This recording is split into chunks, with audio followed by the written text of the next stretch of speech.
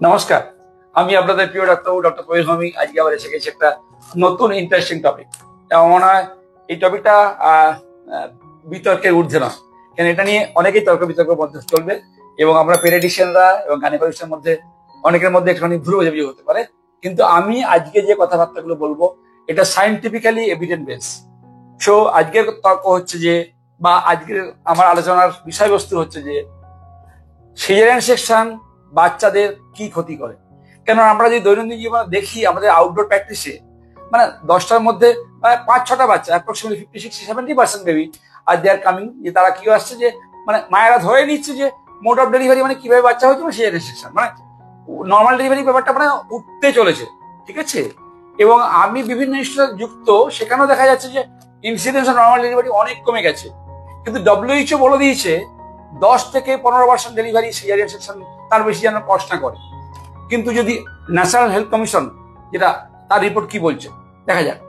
ইন্ডিয়ার তার রিপোর্ট বলছে 40% ডেলিভারি ইন প্রাইভেট সেক্টর, তার বেশি কষ্ট করে গেছে। 2021 কথা বলছে, এখন তো প্রায় অ্যাপ্রক্সিমেটলি 50% ডেলিভারি প্রাইভেট সেক্টরে সিজারিয়ান সেকশন হচ্ছে।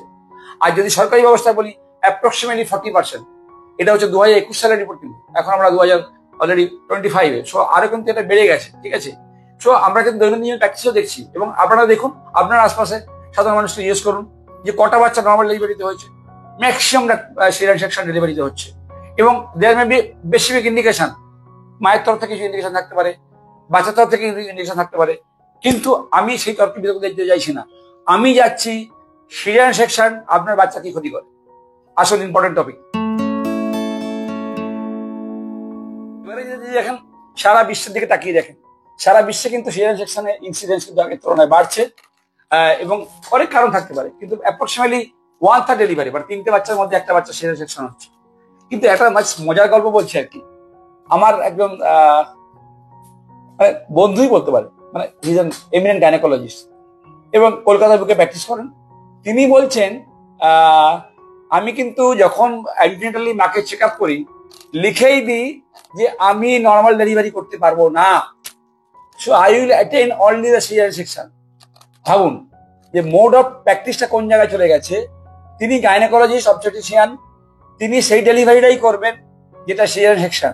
তিনি কোনো নর্মাল ডেলিভারি দায়িত্ব নেবেন না। যদি নর্মাল ডেলিভারি করতে হয় হসপিটালে চলে যান, গভর্নমেন্ট হসপিটালে, যেখানে একটা নর্মাল ডেলিভারি করতে মিনিমাম 6-8 ঘন্টা 10 ঘন্টা টাইম দিতে হয়।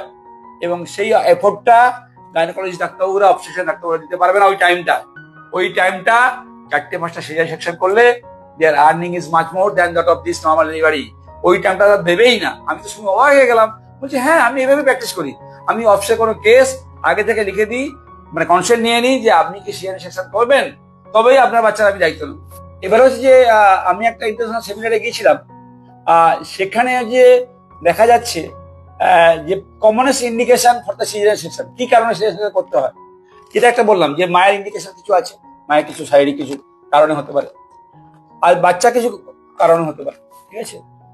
সো সেগুলো ছাড়াও মানে আপনারা শুনলে চমকে যাবেন, most common indication of caesarean section, মা লেবার পেন নেবে না, মা প্রসব যন্ত্রণা সহ্য করবে না, বাড়ির লোক ইনসিস্ট করে, মা ইনসিস্ট করে যে আমি আমার বাচ্চাকে সিজারিয়ান সেকশন ডাক্তার করিয়ে দিন। ক্যান ইউ ইমাজিন, এটা একটা ইন্ডিকেশন। এবং this is the third most common indication for caesarean section. Patient party ডাক্তারবাবুকে ইনসিস্ট করে please kindly do the caesarean section, কেন আমার মেয়ে বা আমার বৌমা অত্যাধিক কষ্ট পাচ্ছে লেবার পেনে। এবার আসা যাক যে সিজারিয়ান সেকশন আপনার বাচ্চার কি কি ক্ষতি করে। তো প্রথমেই যদি দেখেন যে একটা নবজাতক বাচ্চা যখন ডেলিভারি হচ্ছে, সে ডেলিভারিটা কি হয়, নর্মাল ডেলিভারি ক্ষেত্রে কি হয়, সে তার মায়ের প্রসব দ্বার দিয়ে বার হয়ে আসে। যখন বাইরে আসে এই যে পদ্ধতিটা, যে কন্ট্রাকশন, ইউটেরাইন কন্ট্রাকশন হয়, তাতে লাংস থেকে ফ্লুইড গুলো স্কুইজ করে বেরিয়ে যায়। এবং এই যে প্রসেস অফ ডেলিভারি পুরোটাই কিন্তু ইট ইজ এ ফিজিওলজিক্যাল পদ্ধতি, এটাই সাধারণ পদ্ধতি, দিস ইজ নর্মাল, এটা কিন্তু অ্যাবনর্মাল নয়। এবং এই যখন বাচ্চার প্রসব দিয়ে বেরিয়ে আসছে, নর্মাল যে ভ্যাজানাল সিক্রেশন জলীয়পথের মধ্যে যে সিক্রেশন জলীয়পথ আছে, সেই জলীয়পথটা বাচ্চাটা খেয়ে নেয় এবং খাওয়ার সময় যে ওই জলীয়টা যায় সেটা পেটের মধ্যে কলোনাইজ করে এবং ওই ব্যাকটেরিয়াগুলো প্রথম ব্যাকটেরিয়া যেটা পেটের মধ্যে গিয়ে আশ্রয় নেয় এবং সেখান থেকেই শুরু হয় আসল কার্যকলাপ। আমি আসছি সেকশনের ক্ষেত্রে কি হয় দেখুন, যখন পেট কেটে বাচ্চা তৈরি হয় সে তখন কিন্তু মায়ের ওই প্রসবদ্বার দিয়ে বাচ্চাটা আসছে না। তাহলে কি হচ্ছে যে লক্ষ লক্ষ যে জীবাণু বাচ্চাটা ডেলিভারি হওয়ার সময় গিলে নেয় বা খেয়ে নেয় সেটা কিন্তু খেতে পাচ্ছে না এবং সেটা কিন্তু বাচ্চার পক্ষে হেল্পফুল। কিন্তু এখানে সিজারিয়ান সেকশনে যখন পেট থেকে কেটে বাচ্চা বের করানো হচ্ছে, নর্মালি যে স্কিনের যে ব্যাকটেরিয়াগুলো নর্মাল থাকে আমাদের শরীরে সেগুলোই কিন্তু বাচ্চার শরীরে যায় এবং সেটা কিন্তু কলোনাইজ করে পেটের নাড়ির মধ্যে। এবং এখন বিজ্ঞানটা চেঞ্জ হয়ে গেছে, এখন বিজ্ঞান বলছে যা কিছু রোগের উৎস হচ্ছে কিন্তু আপনার এই পেটের মধ্যে যে জীবাণু আছে, শুধু মিলিয়ন নয়, বিলিয়ন নয়, ট্রিলিয়ন সব জীবাণু। কেন ইমাজিন, একটা মানুষের, একটা সুস্থ পূর্ণ বয়সের মানুষের 2 থেকে 2.5 কেজি জীবাণু থাকে, 2 থেকে 2.5 কেজি, ভাবতে পারেন? সেটাই সেই জীবাণুগুলো কিন্তু আমাদের পক্ষে, শরীরের পক্ষে উপকারী। তারা যেমন শরীরে ভিটামিন তৈরি করে, কিন্তু আমাদের জানা ছিল না। এখন কিন্তু বিজ্ঞান বলছে যে এটা গার্ড হচ্ছে সবচেয়ে বেশি ইমিউনিটি অর্গান। আমাদের শরীরের প্রতিরোধ ক্ষমতা তৈরি হয় কিন্তু এই পেট থেকে। এবং এখন যত কিছু রোগ মানে পেট থেকে কি বলা হচ্ছে যে গার্ড ব্রেন অ্যাক্সিস। আপনার ব্রেনে কিছু প্রবলেম হলে, ঘুম যদি ভালো না হয়, মানসিক টেনশন চিন্তা করেন, সেটা কিন্তু ব্রেনের জন্য। আপনার বুদ্ধি ডিস্টার্ব হয়, আপনি যদি অ্যাগ্রেসিভ হয়ে যান, সেটা কিন্তু সামথিং রং ইন ব্রেন। আবার এখন বলছে যে গার্ড বোন অ্যাক্সিস। আপনার যদি অস্টিওপোরোসিস, আর্লি অস্টিওপোরোসিস হয়, বোনের কোনো ডিফেক্ট হয়, সেখানে কিন্তু আপনার গার্ড হেলথ ভালো রাখতে হবে। গার্ড স্কিন অ্যাক্সিস, যদি গার্ড মানে আপনার পেটে যদি গন্ডগোল হয় তার সাথে স্কিনের সম্পর্ক আছে। গার্ড লাং অ্যাক্সিস, পেটের গন্ডগোলের সাথে ফুসফুসের সম্পর্ক আছে। তাহলে সমস্ত লোকের দেখুন উৎপত্তি স্থল কিন্তু এখন বলা হচ্ছে যে পেটের মধ্যে যে জীবাণুগুলো আছে, যারা সাধারণ জীবাণু, তারা কিন্তু আমাদেরকে হেল্প করছে। সো আমরা এমন কিছু করব না যাতে এই নর্মাল যে সিম্বায়োসিস সেটা নষ্ট হয়ে যায়। এবং যা কিছু রোগের উৎস কিন্তু এখন এটাই বলা হচ্ছে, যত কিছু ক্রনিক ডিজিজ আজকে যে সুগার, হাইপারটেনশন, কোলেস্টেরল, ডায়াবেটিস এত ছড়াছড়ি, সেই রোগের উৎস কিন্তু বলা হচ্ছে যে something wrong in your abdomen. So এখনকার মোটো হচ্ছে যে ট্যাগলাইন হচ্ছে লাভ ইউর গাট। আপনার পেটকে ভালোবাসুন, মুখের খাওয়া দাওয়া কন্ট্রোল করুন, তাহলেই কিন্তু আপনার জীবনযাত্রার উন্নতি হবে। এবং যেখান থেকে শুরু করেছিলাম যে নর্মাল ডেলিভারি বাচ্চারা যখন ওই মানে নর্মাল মানে বাচ্চা হওয়ার দাঁত দিয়ে বার হয়ে আসছে, প্রসব দাঁত দিয়ে, ওই যে জলটা খেয়ে নিল, নর্মাল যে যোনিপথে জলটা থাকে, সেই জলটা কিন্তু পেটের মধ্যে গিয়ে তৈরি করলো তার জীবাণুর প্রথম আতুর ঘর। ওখান থেকে কিন্তু কয়েক লক্ষ, বিলিয়ন, ট্রিলিয়ন আতুর তৈরি হচ্ছে, জীবাণু তৈরি হচ্ছে। এবং সেই জীবাণুগুলো কিন্তু আমাদের শরীরে হেল্পফুল জীবাণু। কিন্তু যদি সে সিজারিয়ান সেকশন করে আসে, কিন্তু তখন তার পেটে যে জীবাণুটা তৈরি হচ্ছে সেটা কিন্তু অন্য প্যাটার্নের জীবাণু। এবং যদি দেখা যায় পার্থক্য করে, এবং একটা ইম্পর্টেন্ট আছে যে অ্যানারোবিক ব্যাকটেরিয়া, ব্যাকটেরয়েডস এবং বিফিডোব্যাক্টর। এই যে বিফিডোব্যাক্টর বলে একটা জীবাণু এই নর্মাল ডেলিভারি বাচ্চার ক্ষেত্রে অনেক থাকে পেটের মধ্যে। এবং সেই জন্য কি হচ্ছে, নর্মাল ডেলিভারি বাচ্চাগুলো তাদের মধ্যে যে ইমিউনিটি, সেই ইমিউনিটি পাওয়ারটা অনেক বেশি থাকে। এবং সেই ইমিউন অর্গান আপনি দেখেন সমস্ত রোগের ক্ষেত্রে কিন্তু এখন এই ইমিউনিটি ব্যাপারটা চলে এসেছে। কারণ কোভিড আমাদেরকে সবাইকে চোখে আঙুল দিয়ে শিখিয়ে দিয়েছে হোয়াট ইজ ইমিউনিটি। সো আজকে কিন্তু আমরা নড়ে চড়ে বসেছি কি করলে ইমিউনিটি বাড়বে। কিন্তু অন দ্য আদার হ্যান্ড যদি সিরিয়াস সেকশন দেখেন, তাদের বাচ্চাকে দেখে কিন্তু যেহেতু ওই পথ দিয়ে আসছে না, মায়ের প্রসবদ্বারের পথ দিয়ে, এবং নর্মাল যে ভ্যাজাইনাল জনিপথ আছে যে সিক্রেশন, সেটা সে ইনভলভ করছে না, স্কিনের যে কন্ট্যাক্টের জীবাণুগুলো সেটা কিন্তু তার পেটে যাচ্ছে। দুটো কিন্তু আলাদা আলাদা জীবাণু। তার ইমিউনিটি কিন্তু অনেক কম দ্যান দ্যাট অফ এই নর্মাল ডেলিভারি বাচ্চা, নাম্বার 1। সো এটি যে ইমিউনিটি, সেই অল্টার্ড ইমিউনিটি কিন্তু সমস্ত ডিজিজের জন্য কারণ। এবং এটা প্রমাণিত হয়েছে যে সমস্ত বাচ্চা সিজারিয়ান সেকশনে হয় তাদের ক্ষেত্রে একদম পার্ট ধরে বলছি। প্রথম হচ্ছে যে রিগার্ডিং কগনিটিভ ফাংশন, ওই বাচ্চাগুলো কিন্তু এডিএইচডি, তাদের অ্যাটেনশন ডেফিসিট হয়, তাদের কগনিটিভ ফাংশন মানে বুদ্ধিশুদ্ধি এবং ইন্টেলিজেন্সও কম হয়। ভেরি আন্ডারলাইন, সিজারিয়ান সেকশন বেবির কিন্তু intelligence com than that of normal delivery baby. মানে এটি যে নর্মাল মানে হিউজ একটা স্টাডি দিয়ে এগুলো প্রমাণিত। কিন্তু আমি কিন্তু এখানে আমার নিজের কোনো কথা বলছি না। নাম্বার 2 হচ্ছে যে এদের মানে বিহেভিয়ারাল প্রবলেম এদের কিন্তু বেশি comparative to this normal delivery baby. এবার হচ্ছে যে ফুসফুসের ক্ষেত্রে আসি। ফুসফুসে কিন্তু দেখা যায় যে অ্যাজমা, অ্যালার্জি রাইনাইটিস এবং skin disease, atopic dermatitis caesarean section বেশি ক্ষেত্রে কিন্তু বেশি।